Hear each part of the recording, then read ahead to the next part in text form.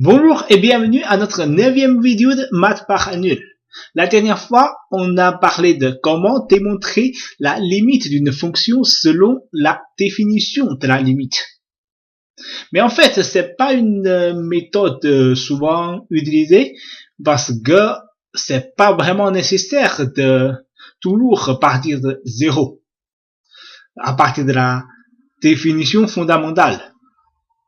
La plus souvent, c'est qu'on connaît déjà des fonctions usuelles, la limite.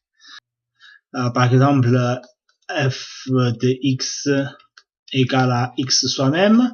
Alors ça, lorsque x tend vers infini, bien sûr, fx tend vers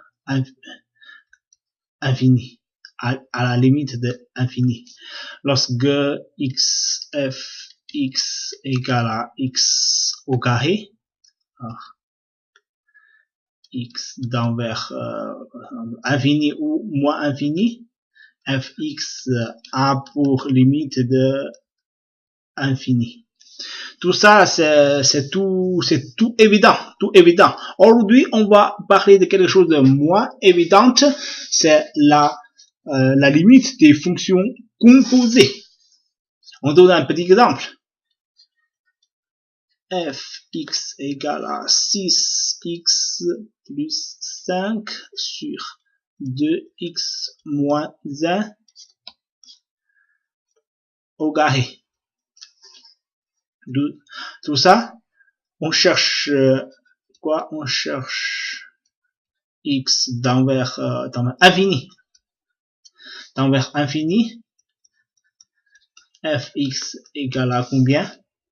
Ça, c'est, on regarde fx comme une fonction composée. Vx et ux, ça égale à v ou ça, ce sont deux manières d'écrire. C'est la même chose. Et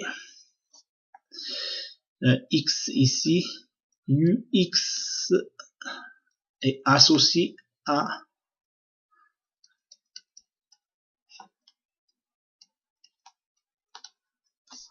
et vx,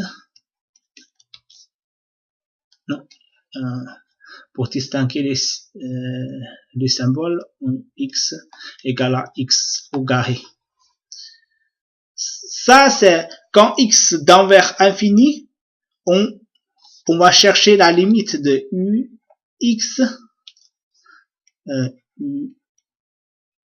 non, x, ux,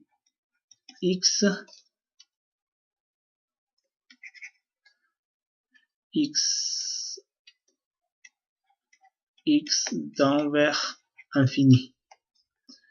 Ça égale à combien? Ça, c'est une forme indéterminée, donc selon la loi de L'Hopital, c'est le rapport de leur dérivée, c'est 3.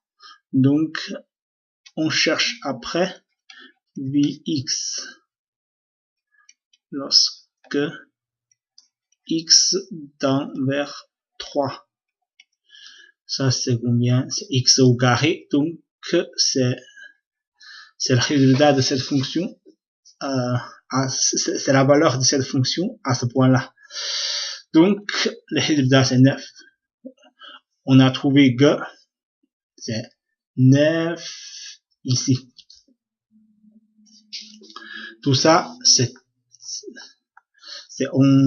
comment ça, si on résume ça, c'est lorsqu'on cherche la limite d'une fonction